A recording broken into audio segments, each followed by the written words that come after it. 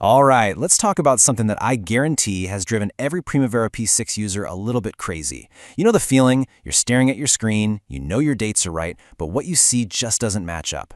Well, today we're going to fix one of the most common reasons why. This is it, right? This is the question. You've set your baseline. You have your dates locked in, but the Gantt chart is off in its own little world, telling a completely different story. It's super confusing, I know. But hey, don't worry. The solution is almost always simpler than you think. Let's get this sorted. Okay, so first things first. Before we can fix anything, we've got to know exactly what we're looking at.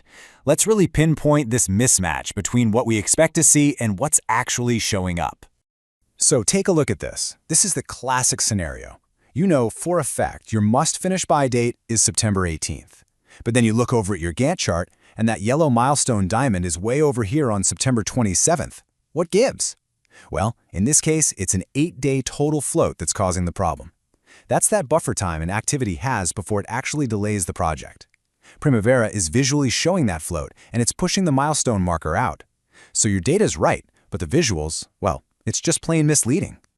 So, how do we fix it? Let's jump right into the number one solution. And honestly, this is the one that's going to solve your problem like 9 times out of 10. It all boils down to one simple thing: assigning your primary baseline correctly.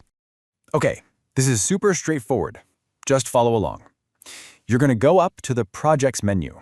First, pop into Maintain Baselines for a quick check, just to make sure the one you want is actually in the list.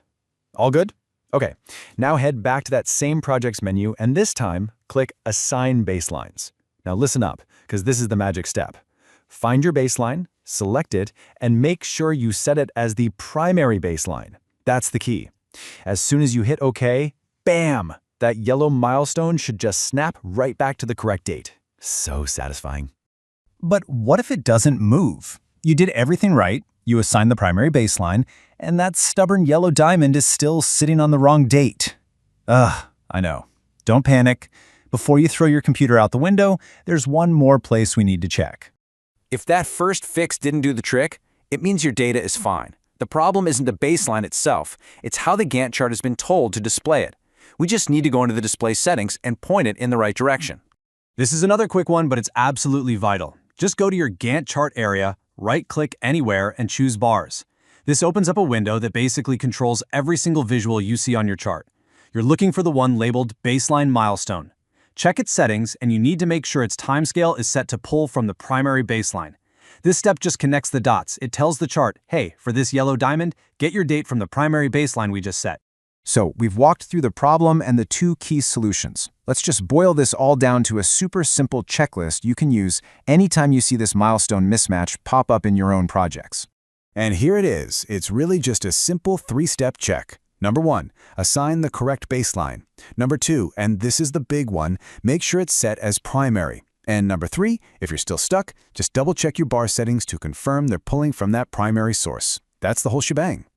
And hey, here's a little pro tip for you, something to save yourself a headache down the road.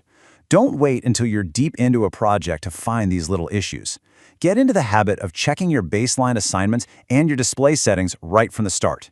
It's a tiny thing that makes a huge difference in keeping your schedule accurate and reliable. So there you have it. It's kind of wild how one simple display setting, buried in the menus, can completely misrepresent your key project data. It really leaves you with a final thought, doesn't it? What other hidden settings in our project tools might be quietly impacting our accuracy every single day? Something to think about. Thanks for joining me.